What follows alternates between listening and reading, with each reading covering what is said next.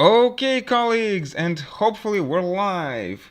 So, we're gonna try to continue, maybe even finish our discussion of Hobbes's Leviathan. We're almost done with the first part one, which is of man, right? And almost on the second part, which is called on the Commonwealth, right?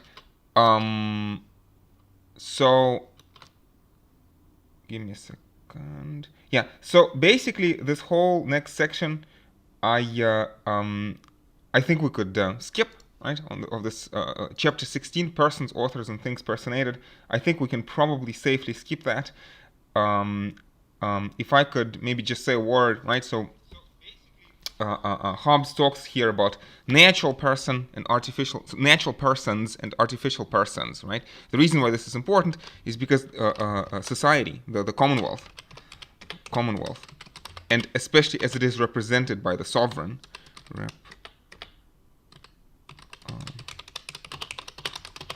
is the artificial person, right? So this is why this is important. This phrase is important. Anyway, again, this idea of representation, we're going to see this later on, but I'm going to skip this stuff. So he also talks about this, how Hobbes also talks about how he says a multitude of men are made one person. So many men are made into one person when they are by one man or one person represented. So it is done with the consent of every one of that multitude in particular. And he says it is the unity of the representer, not the unity of the represented, that makes person one, right? So basically, again, the idea here is that there's no society, there's no one society before sovereignty, right? And instead we have this war of, let's say, warring multitude.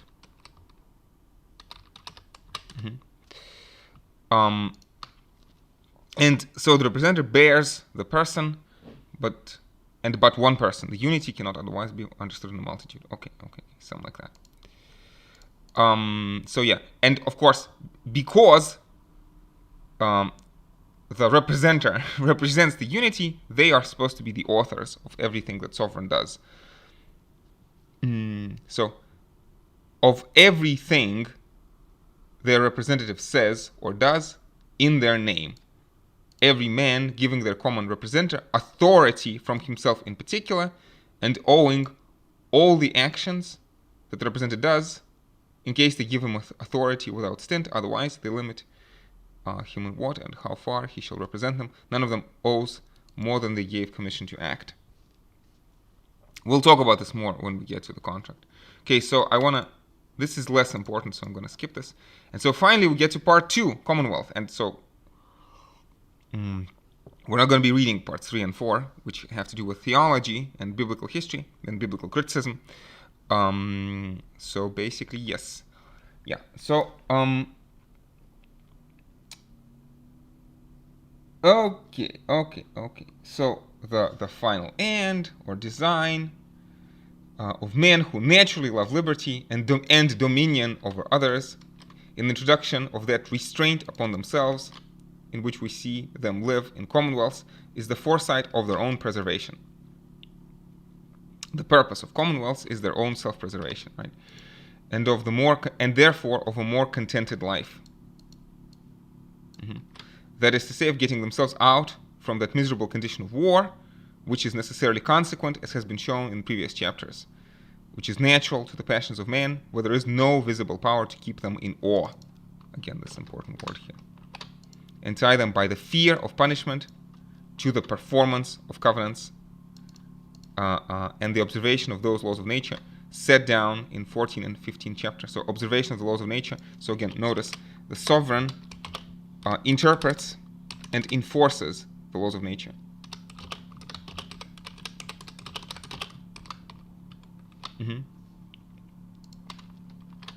Yeah, so obviously a very important chapter this is. Let's take this to heart.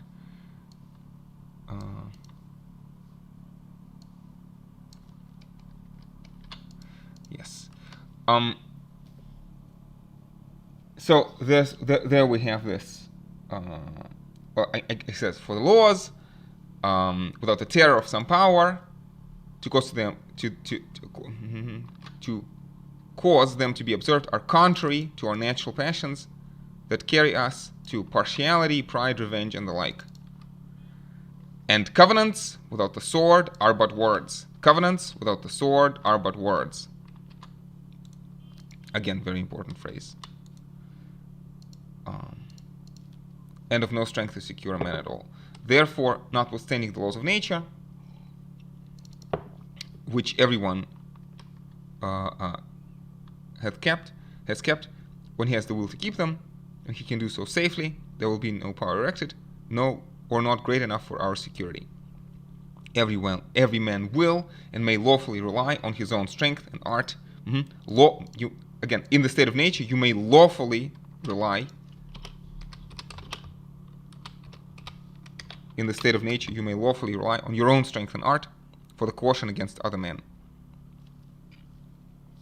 And now we get to an interesting passage, because Hobbes never talks about history. Hobbes never talks about history.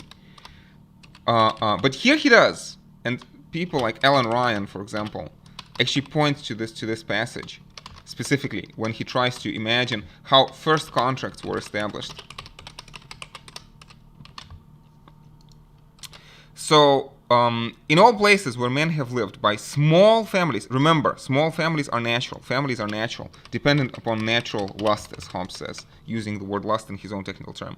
So men used to live in small families, or live so now, and what they do, they rob and spoil one another.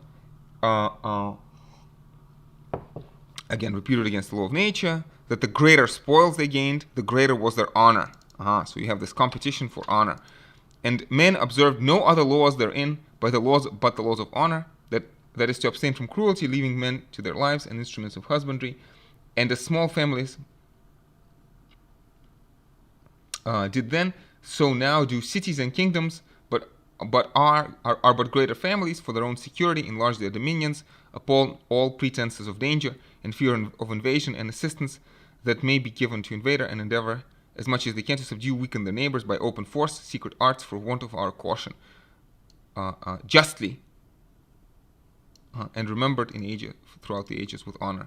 So again, notice, we must invade for our own security. Invade not out of cruelty, but merely for own security.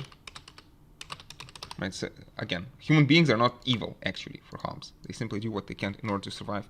So again, I talk about this first contracts in the sense that we have these small families. Sometimes I gave the example of Theseus.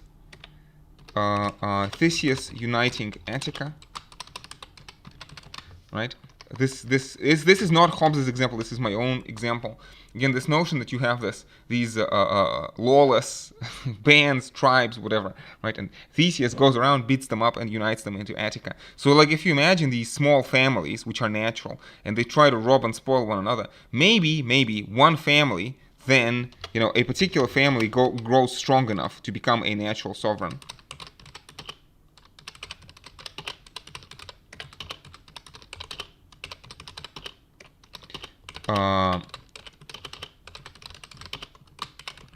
And we will see this, right? So basically, the power is first acquired, through by conquest, by acquisition.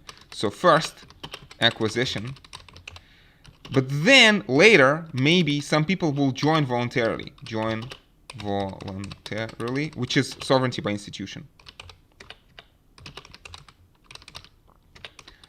We'll talk about these words, institution and acquisition, later. So again, this is sovereignty by acquisition, sovereignty by institution, important words in Hobbes. Okay.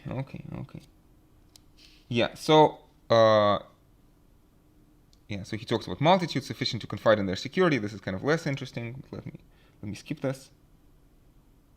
And then Hobbes talks about people like Locke, for example.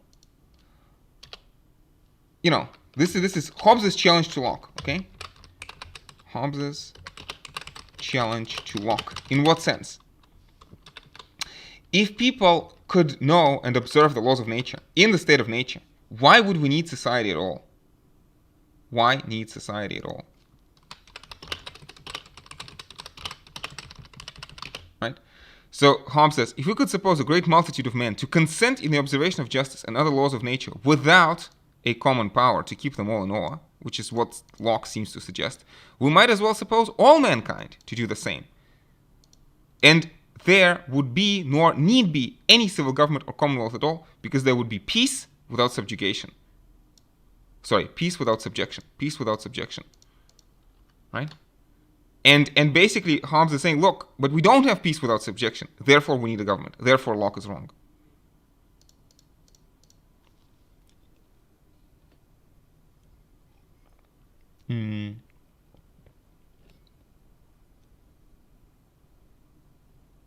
So he talks about common enemy. I'm not sure if this is important.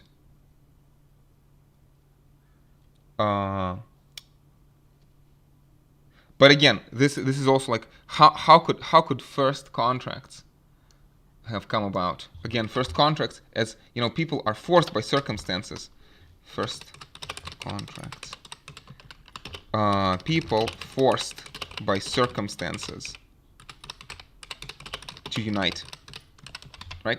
Because again, he talks about how maybe, you know, some horrible event, some sort of an enemy like a bear, let's say, and people out of fear are forced to unite. And so once they unite, obviously this is going to be more beneficial, and so they stay united. Or something like that. But this is, again, this first mover, you know, is this an easy solution? I said, oh, and then they stay united. Who knows? Okay, first mover problem. Let me signal this. Again, I'm not solving the problem. I'm just signaling that it's there. Anyway, so next, Hobbes talks about bees. Okay, and honestly, I think I want to skip through most of this, although please do read it on your own.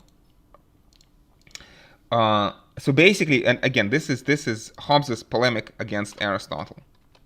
So Hobbes picked a fight with Locke, retroactively, right?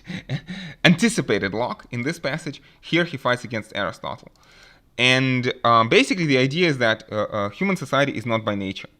So we talk about, first, that men are in competition for honor and dignity, and bees are not. Secondly, that he talks about how the common good of a beehive is not different from a private good. So thirdly,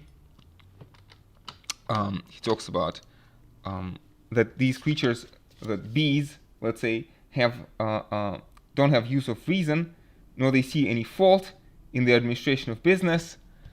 So basically, bees cannot blame their government. Bees cannot blame their government for mismanagement, right? Fourthly, he says that bees cannot lie, and specifically, they cannot represent good in the likeness of evil. So basically, lie. And or represent the evil in the likeness of good. So fifthly, he talks about how bees basically do not see the difference between injury and damage. I think we're going to talk about injury and damage later on. So, like, bees cannot be offended. That's basically what he says. Bees cannot be offended. Obviously, you can hurt a bee. They can be hurt, but not offended. Okay? So this is the difference between injury and damage. And lastly, so he says the agreement of these creatures is natural, and one of man is by covenant only, and therefore artificial. And there's no wonder that there's something else required besides covenant to make the agreement constant and lasting, which is a common power to keep them all in awe. right? And remember, society, families are natural. Human families are natural. Human societies are not.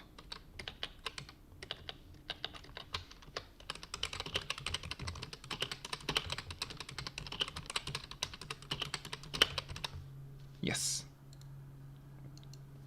Okay. Yeah. So let's continue. So the generation of a Commonwealth. Yes. So we're going to talk about the social contract now, right? So how the social contract is compacted. Yeah. So the only way to erect such a common power as may be able to defend from the invasion of foreigners and the injuries of one another. So internal and external defense, and thereby secure them in such sort as that by their own industry, by their own fruits of the earth, they may nourish themselves and live contentedly. Again, the purpose of society, contented life, which is impossible without security, is to do what? Is to confer all their powers and strength upon one man. So confer all their powers and strength, upon one man, or upon one assembly of men. This is a point that very often people forget, that you can have monarchy, aristocracy, and democracy. We'll talk about this in a second for Hobbes, right? Reduce all their wills by plurality of voices unto one will. Appoint one man or assembly of men to bear their person, and every one to own and acknowledge himself to be the author of sovereign's actions, basically. So this is the logic, again, from our textbook. This is the logic of authorization, right?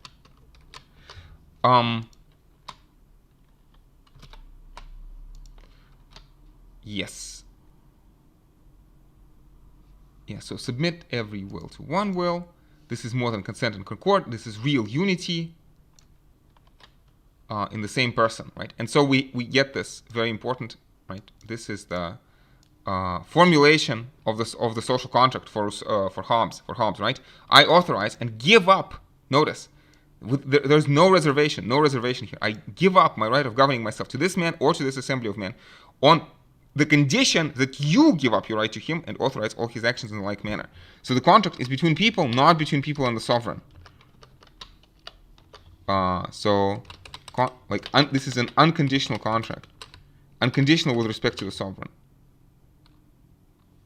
Okay, let me just write. Sovereign doesn't sign and has no obligations. You see, under this formulation, sovereign doesn't sign and there are no obligations. Yeah, so multitude in one person is called a civitas. And yeah, so Hobbes talks of this mortal God. Yeah. I'm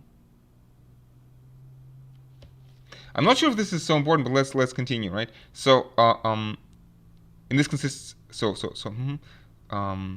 by this authority given to him by every particular man in the Commonwealth, sovereign has the use of so much power and strength conferred on him that by terror of himself, of the sovereign is able to perform the wills is able to perform the wills of them all, right? To peace at home and mutual aid against enemies abroad. So peace at home and enemies abroad.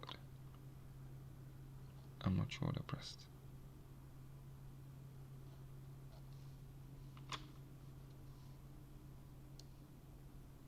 Oops.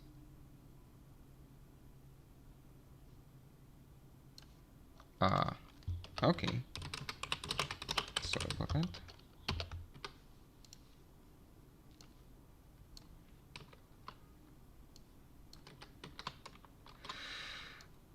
Yes, and in him, in him that consists the essence of the Commonwealth, which is defined one person of whose acts a great multitude by mutual covenants, one another, have made themselves every one the author.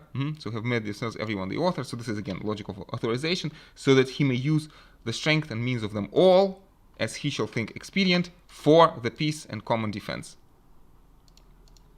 But again, it's very important. But the sovereign is the judge of what is necessary for the peace and defense.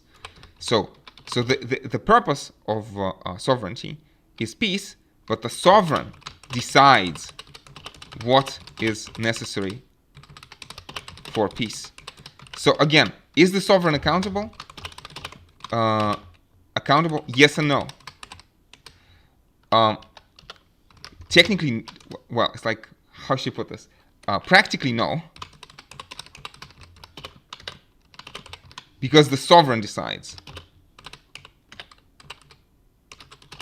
The sovereign is the sole judge of basically how well he's doing. But, of course, if there's no peace, but if I'm not protected, then contract is void. And we talked about this in the previous section, about this, how covenant is a conscious act with some good to myself. Okay. So,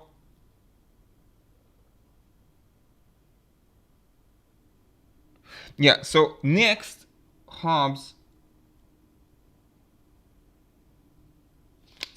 I wonder, what are we going to talk about? Monarchy? Yeah, okay, we're going to talk about this later. Yeah, so he says, the attaining of the sovereign power is by two ways. So it's possible by two ways to attain the sovereign power. One is by natural force, when a man makes his children to submit themselves and their children to his government, let's say, as being able to destroy them if they refuse, or by war, subdues his enemies to his will. The other is when, so this is one way, and the other, let's do it this way, and the other is when men agree among themselves to submit to some man or to some assembly of men voluntarily on the confidence that to be protected by him against all others. This latter may be called a political commonwealth or commonwealth by institution. So we're talking about commonwealth by institution and commonwealth by acquisition. Notice that Hobbes first talks about commonwealth by acquisition here, right? And starts with this submission of children, right? So you submit your children. So again, chronologically, you first submit your children, and then maybe you submit others, right? So you see where I'm going with this. It seems to me that this is the way you get out of the state of nature. A man submits his children to himself, or some family, right? And then this family subdues others. So first, contracts. Notice Hobbes doesn't say, I'm sort of imagining this. But I think it's a natural reading. And it's very interesting because today I think many people, when they explain the social contract, they would start with sovereignty by institution. But Hobbes, in his own description, begins with sovereignty by acquisition. Anyway. So then we talk about the rights of the sovereign. I'm not sure how deep we have to go into this, but let's see. Again, this is sort of an important chapter. I would say maybe this is a very important chapter. Yeah. So a commonwealth is said to be instituted when a multitude of men agree and covenant every one with every one. Notice, not with the sovereign, but every one with every one. Not with the sovereign. That whatsoever a man or assembly of men shall given by their major part the right to represent, so the majority, right? So everybody agrees that that the majority will elect a representative, which is going to be a man or an assembly of men. We're going to talk about this: monarchy, aristocracy, democracy later on. So the sovereign is a representative, and he's authorized. All of his actions and judgments are authorized, as if they were people's own, to the end to live peaceably among themselves and be protected against other men. The purpose is submission, right?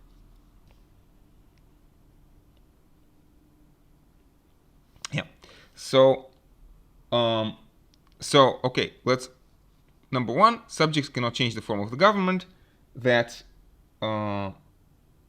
they cannot lawfully make a new covenant among themselves, and cannot, without his leave, cast off the monarchy.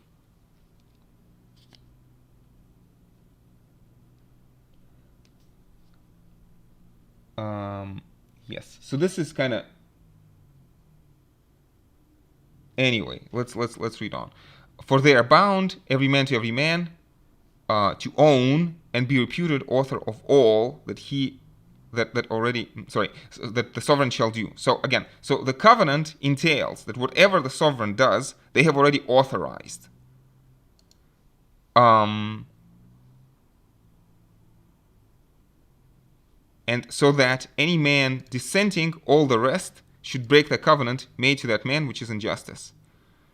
So I suppose it's kind of complicated reasoning. Let's try to see if we can untangle this. So that any one man dissenting, all the rest should break the covenant made to that man, which is injustice. And they have also every man given the sovereignty to him that bears the person, and therefore if they depose him, they take from him that which is his own, and so again injustice.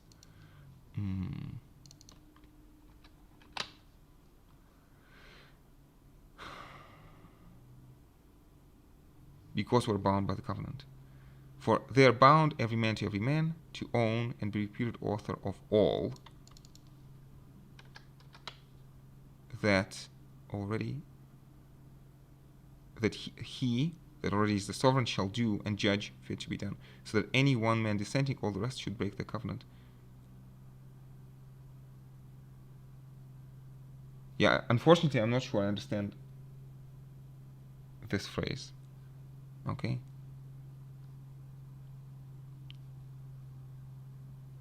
Any one man dissenting, all the rest should break the covenant made to that man, which is injustice. Okay. Is this important? I'm not sure. But let me insert some question marks here. Maybe we'll come back to this later. Sorry. Let's go back to the text. So besides, if he that attempts to depose his sovereign be killed or punished by him for such an attempt, he is the author. So the attempted regicide. So the attempted regicide. So the attempted murderer of the king is the author of his own punishment. So, or let's say the rebel. The rebel is the author of his own punishment. So, as being author of all the sovereign shall do, and because it is injustice for a man to do anything for which he may be punished by his own authority, it is injustice for a man to do anything for which he may be punished by his own authority, he is also upon that title unjust. And whereas some men have pretended for their disobedience to their sovereign a new covenant made, not with men but with God, also unjust, because there is no covenant with God. There is no direct covenant with God, but only by the mediation of somebody that represents God's person, which none do but God's lieutenant, who has the sovereignty under God. But this pretense of covenant with God is so evident a lie with the pretender's own conscience that not only is this unjust, but also vile, unmanly disposition. So basically, Hobbes is saying that, basically, he talks about God's lieutenant. He says there are no God's lieutenants on earth. There are obviously no God's lieutenants on earth.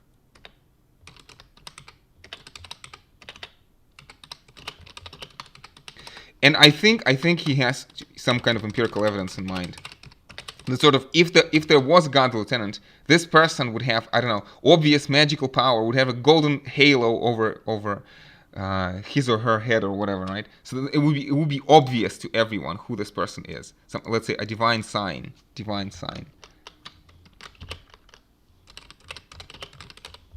Right? But this is obvious, doesn't happen. Okay, so this is a complicated point, and again, our textbook, Boucher Kelly, Deborah Baumgold, talks about this authorization, and some commentators, like Jerry Cohen, for example, in his fabulous lectures on history of political philosophy, he says it's a problem. Is this bulletproof? No, this is not bulletproof. Not bulletproof argument, because it sounds very strange that sort of I have agreed, and because I have agreed, because I have authorized, now I do not have the right to take it back. So, like, honestly, my reading of this paragraph, you know, I agree with Plamanats. So I agree with Plamanats that this is simply confusing. This is simply confused. Hobbes is simply confused. This is not a good position to take, but you know, there are some scholars I can refer to in this. So let's read on. Let's read on. But this is difficult, unfortunately. Anyway, secondly, that the sovereign power cannot be forfeited. This is going to be equally problematic in many ways. So because the right of bearing the person of them all is given to him by covenant only of one to another, so the contract is only between people, and the sovereign does not sign the contract, right? There can happen no breach of covenant on the part of the sovereign. Okay, so this is important. This is important. And consequently, none of his subjects, by any pretense of forfeiture, can be freed from his subjection. Again, because under the contract, so the sovereign has no obligations. And now Hobbes is going to try to explain why. Right? So why no contract between the sovereign and the subjects? Because either he must make it with the whole multitude as one party to the covenant, or he must make several covenants with every man. With the whole party as one party, it is impossible, because as yet they are not one person, right? So again, what Hobbes is saying here is that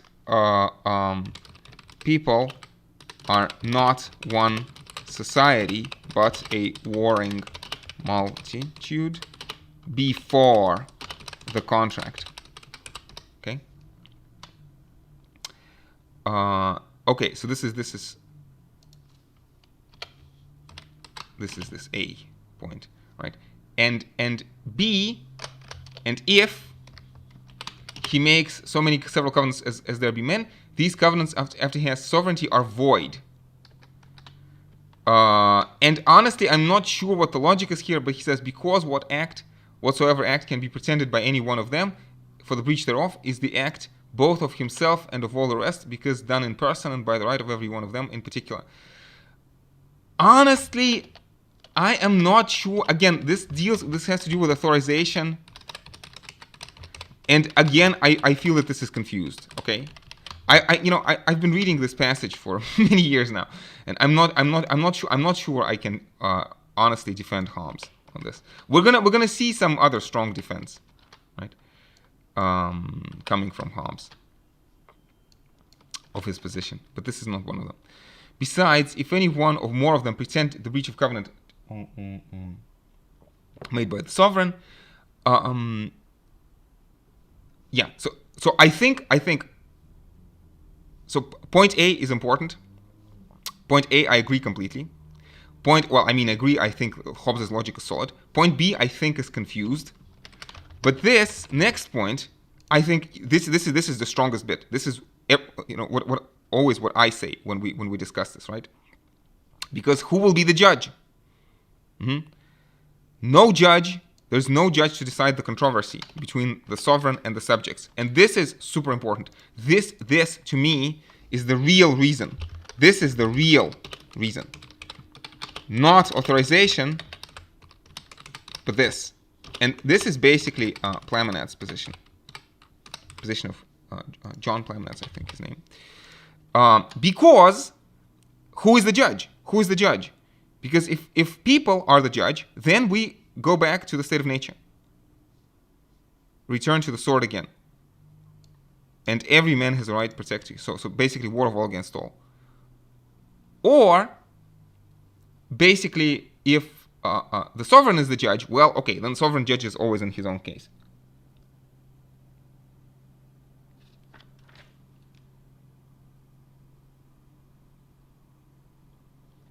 Yeah. So basically, let me summarize. Who will judge between the sovereign and the subjects. If it's the sovereign, he always judges in his own. He always judges in his own favor. Always in his own favor. Well, it's like it's futile, right? And if the subjects, then we're back in the state of nature. Back in war of all, right? This is, I think, this is the real upshot of what Hobbes is saying here. This is why there can be no covenant between the sovereign and the subjects, okay? This is my reading. Okay, let's continue, because this next is an interesting phrase. He says, when an assembly of men is made sovereign, and remember, why? We are talking about this because monarchy is similar to democracy. And both are possible in that you have representation. When an assembly of men is made sovereign, no man imagines such a covenant to have passed in the institution. For no man is dull as to say, for example, right, that the people of Rome made a covenant with the Romans to hold the sovereignty on such condition which not performed, the Romans might lawfully depose the Roman people. Right? Hobbes says, this is absurd. And this is basically, I think, the upshot of this authorization.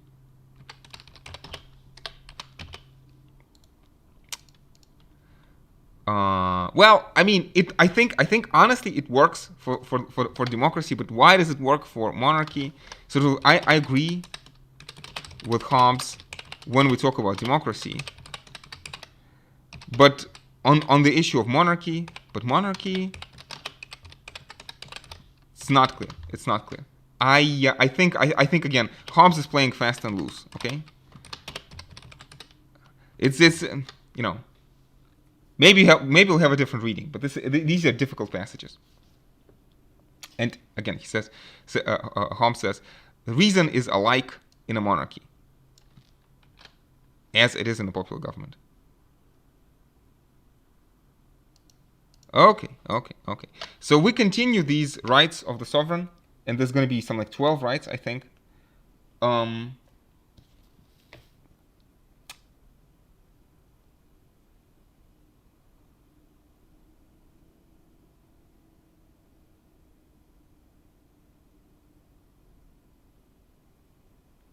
Thirdly, because the major part has by consenting voices declared a sovereign, he that dissented must now consent with the rest, and be contented.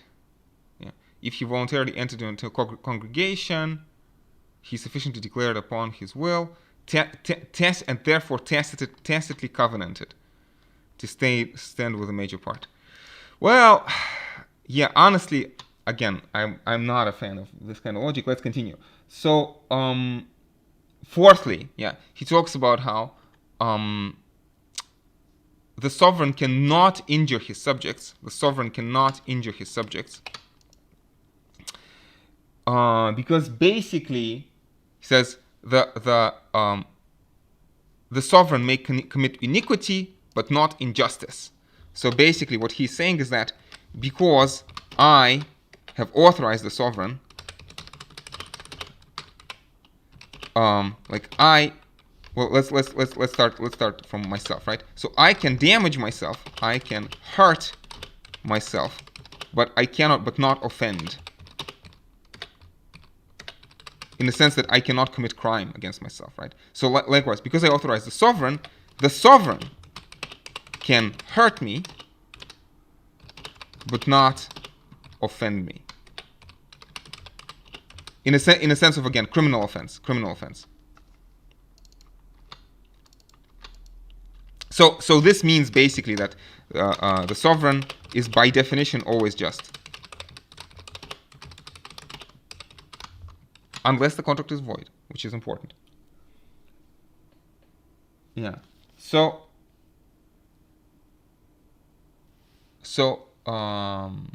whatever the sovereign does is unpunishable. The sovereign is the judge of what is necessary. Yeah. So again, this is important, and I talked about this, right? So yes, the sovereignty is instituted for the sake of peace and security, but it is the sovereign who is the judge of what is necessary for the peace and security.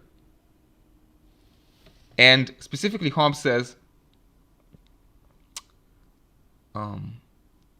so the sovereign will be the judge of both the means of peace and defense, and also the hindrances and disturbances of the same. Anyway, the sovereign will do whatever he thinks necessary to be done for the preserving of peace and security by prevention of discord at home, hostility from abroad. Yes, yeah, and also very importantly, okay, yeah, so we have this number 6, right? That sovereign. Anyway, it is annexed to the sovereignty to be the judge of what opinion. So this is the right of censorship. This is the right of censorship. And Hobbes even gives us an explanation. He says, so opinions and doctrines, and he says, for the actions of man proceed from their opinions, and in the well-governing of opinions consists the well-governing of man's action. The actions of man proceed from their opinions, and in the well-governing opinions consists the well-governing of man's actions.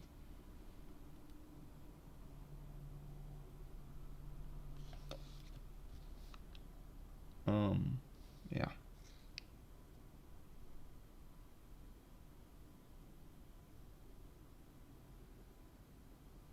Yeah, and so then Hobbes talks about this, people who are willing to fight for their opinions. And well, you can understand, people who dare take up arms to defend or introduce an opinion. This is, of course, war. It leads to war of all against all, against the reason of self-preservation, against the laws of nature. This is against the laws of nature in the sense of against self-preservation, because it leads to war. Yeah. Okay. So number 7 is the right of making rules of property. Again, this important idea that we have no property rights. In the state of nature, we have no property rights. Whatever kind of property we have is basically at the pleasure of the sovereign. The sovereign could and probably will give us property rights, right? So again, rules of property. But the sovereign will give them on the basis of what the sovereign himself or itself decides is expedient. So rules of property, but also of good and evil, lawful and unlawful. Anyway, so okay, the supreme right of judicature. Then, of course, the power of making war, peace, as sovereign thinks best. Of choosing counselors and ministers, yes, of rewarding and punishing, and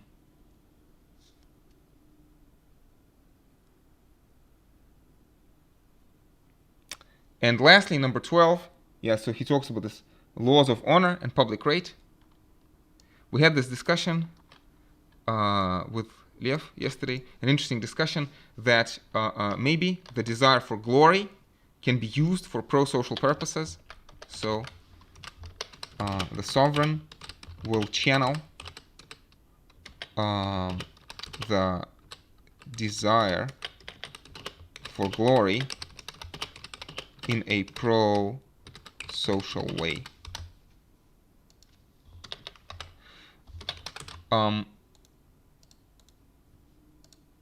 Yes.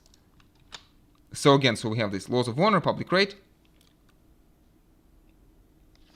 and Hobbes is saying that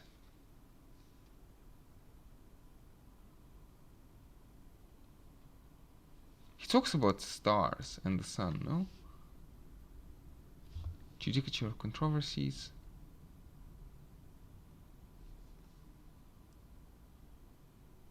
Anyway.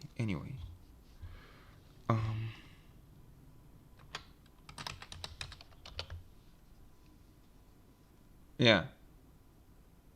So I'm not sure where exactly this is, but Hobbes says, although the subjects shine more, or some, although the subjects shine some more, some less, when they are out of sovereign sight, yet in sovereign's presence, they shine no more than the stars in the presence of the sun. When the sun, the sovereign, comes up,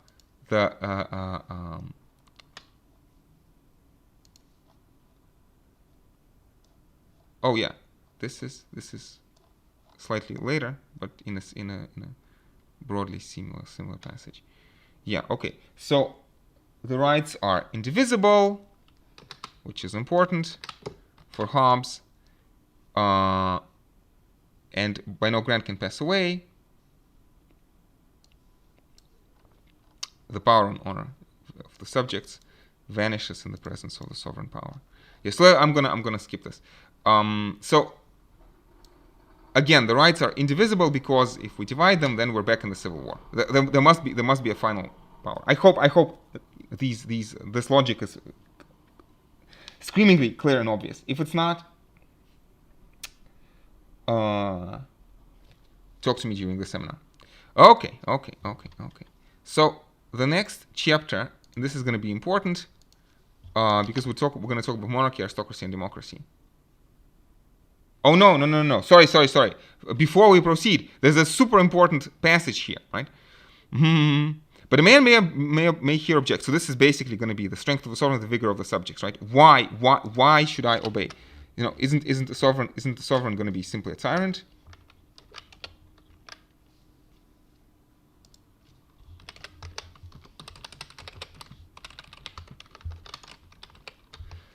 And Hobbes responds. Hobbes, in response to this, says the following thing. Hobbes says, but somebody may object that the condition of subjects is very miserable, and the sovereign's power is unlimited, and that's a bad thing, right? People who live under a monarch think it fault of the monarchy, right? And they want to live under the government of democracy or other sovereign assembly. Attribute all inconveniences to that form of the Commonwealth. Whereas the power in all forms, if they be perfect enough to protect them, is the same. The power in all forms is the same, if it be enough to protect them. So if you are protected, you must obey. Right? If you are protected, don't complain. So this is basically what Hobbes is saying.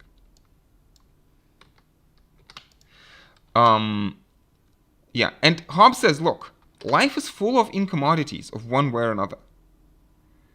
And he says that the greatest that in any form of government can possibly happen to the people in general is scarce sensible. Scarce sensible. When he says scarce sensible, he means cannot be compared. Like, is incomparably smaller, right?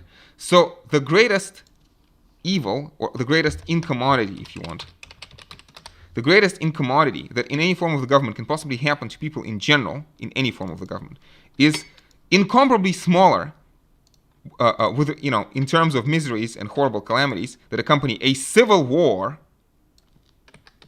this desolate condition of masterless men.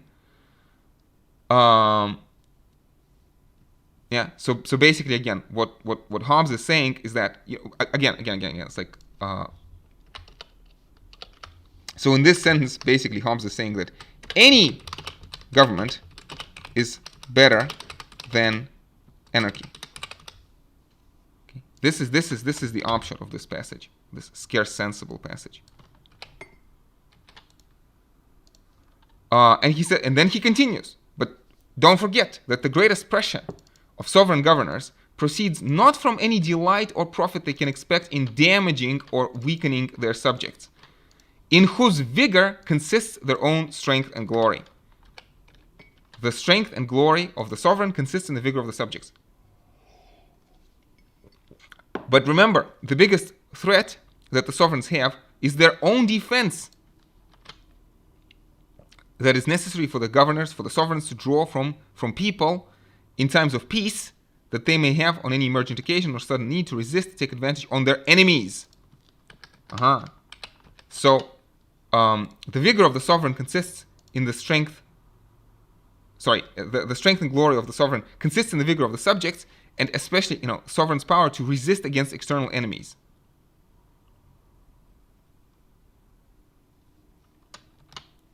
This is important. This is important. Hobbes is not expecting the sovereign to be tyrannical because, again, covenants without the swords are but words. There's a certain coercive mechanism that will make sure that the sovereign will take care of the subjects, or so Hobbes thinks.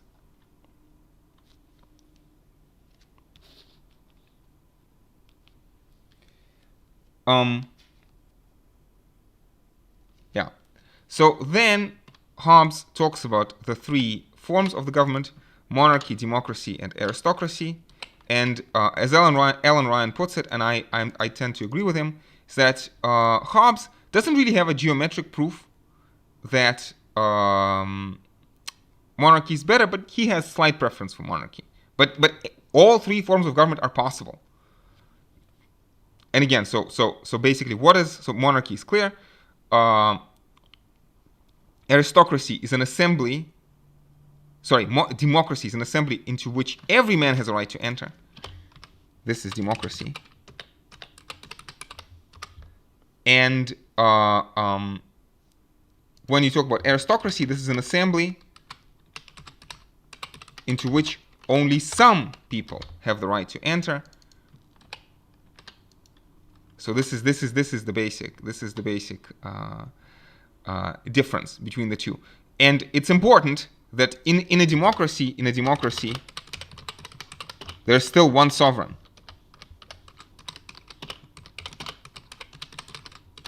And this one sovereign is the decision of the assembly. Right? So we talked about this in the seminars, that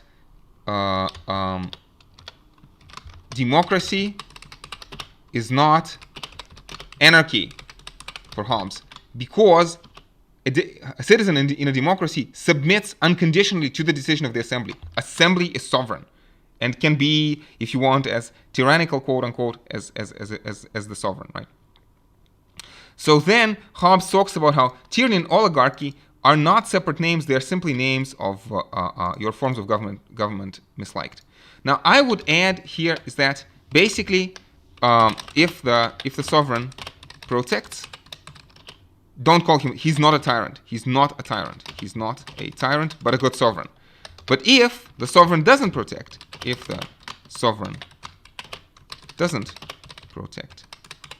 then he's not sovereign. Then he's not really sovereign. So kind of tyranny is something like an empty set for Hobbes.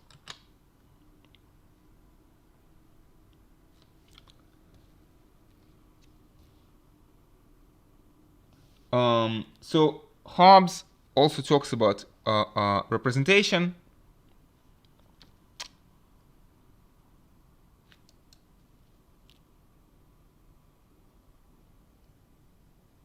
So he talks about 600 years. Yeah. So sovereignty from a descent of 600 years was alone called sovereign. The title of majesty from every one of his subjects was unquestionably taken from him as the king, notwithstanding ever considering them as their representative. So basically, Hobbes is saying here that the king is also a representative. So in this sense, monarchy is like democracy, but if you want, there's only one member of the parliament.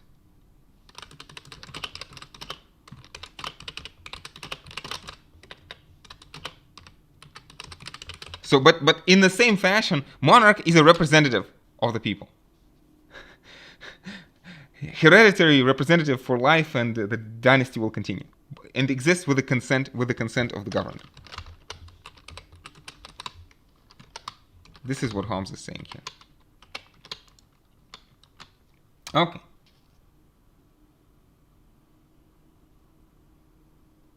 Yeah. So then Hobbes is gonna compare monarchy to democracy and aristocracy. And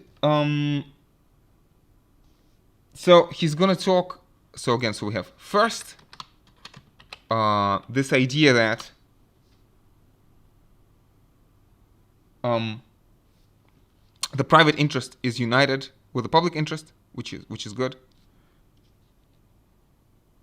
Yeah. So in monarchy, the private interest is the same with the public. So this is the first idea, first advantage. And again, Ellen Ryan insists that these are not geometric in the sense that Hobbes cannot prove that monarchy is better. But also, let me start. So, like, if you're a citizen of democracy, don't change the government. If you are a citizen of democracy, don't rebel, right? So it's important. Monarchy is better. Monarchy is somewhat preferable, but if you are a citizen of democracy, don't rebel and be loyal to your government. So, oh yeah. So let's continue. So the richest power, honor of a monarch arise only from the richest strength and reputation of the subjects. Richest strength and reputation of the subjects. No king can be rich, nor glorious, nor secure, whose subjects are either poor or contemptible or too weak to maintain a war against their enemies. Notice. So this is for Hobbes in a very important fashion. This is what's going to guarantee that the sovereign will take care of the subjects. Whereas in democracy and aristocracy, public prosperity confers not so much the private fortune. You have corruption, ambition, whatever. Yes. So the second issue is counsel. See the capacity for hearing counsels in secret, which is easier in monarchy than in a democracy or an aristocracy. So third, basically, I think what Hobbes is trying to say is that assemblies are more inconstant, right? So the king usually cannot disagree. The king usually agrees with himself, or the king is less prone to change his mind. The king is less prone to change mind. So fourthly, a monarch cannot disagree with himself. Yes, wonderful.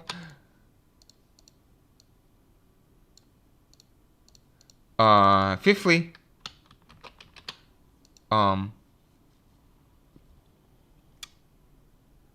in the monarchy, there's inconvenience. There's this inconvenience any subject by the power of one man. Yeah, so you can have favorites or flatterers, and Hobbes says, "I confess, is a great and inevitable inconvenience," right? So having flatterers is an inevitable inconvenience. But what he's going to say is that you're going to have even more flatterers in democracies. But democracies are even worse. But in an assembly, the power is the same, subject to evil counsel, seduced by orators. Demagogues.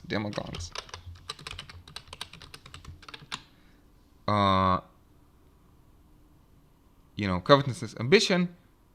Think of Alcibiades, if you know who that is from ancient Greek history. I remind you that Hobbes actually translated the Peloponnesian War.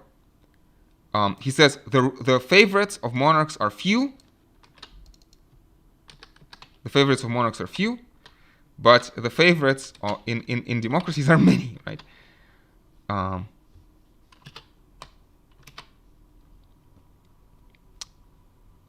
And the favorites of an assembly are many.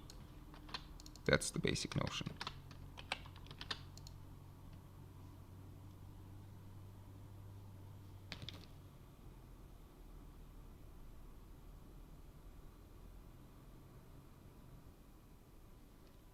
He says, besides, there's no favorite of a monarch which cannot as well succor his friends as hurt his enemies, but orators, that is to say, favorites of sovereign assemblies, though they have great power to hurt, have little to save.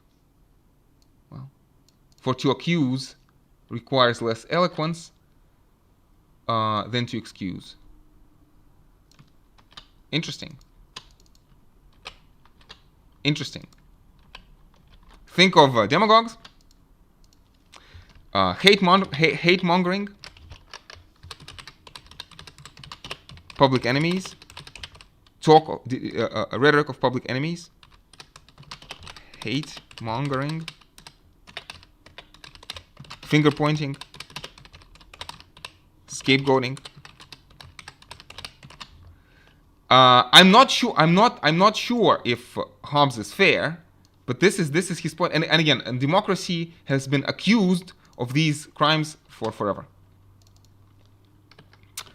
Okay. Sixthly, Hobbes is going to talk about succession, and basically Hobbes is going to say,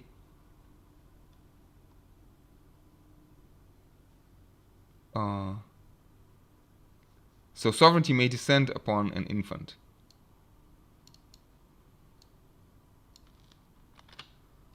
But to say that there is an inconvenience in putting the use of the sovereign power into the hands of a man or an assembly of men is to say that all government is more inconvenient than confusion and civil war, and therefore all the danger that can be pretended must arise from the contention of those that for an office so great an honor and profit become competitors. To make it appear that the inconvenience proceeds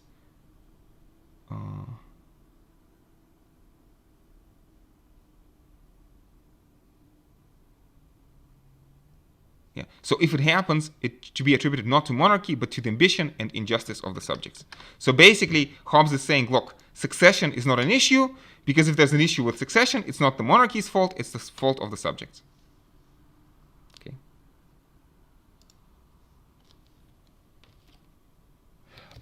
We could continue, but I think I want to skip the rest of this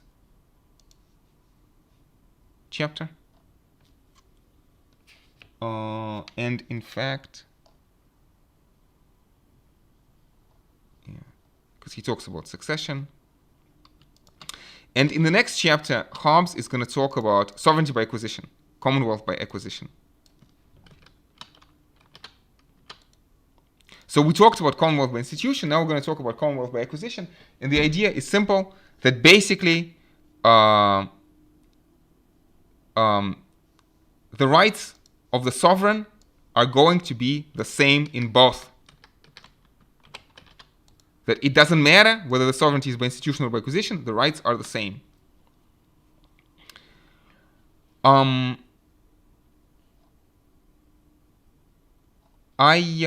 This is maybe an important chapter, but for today, for now, I think I want to skip this.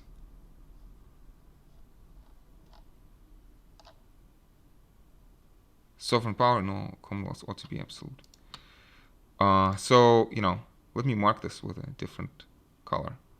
Well, maybe we'll come back to this at a later point. Okay, so the next chapter is a very important chapter. It deals with the liberty of the subjects. Liberty of the subjects. But I wonder, maybe we could, because we're gonna. Well, this is gonna be an important chapter, but I feel maybe we should take a break precisely because it's such an important chapter. Okay. Let's pause and then we'll continue.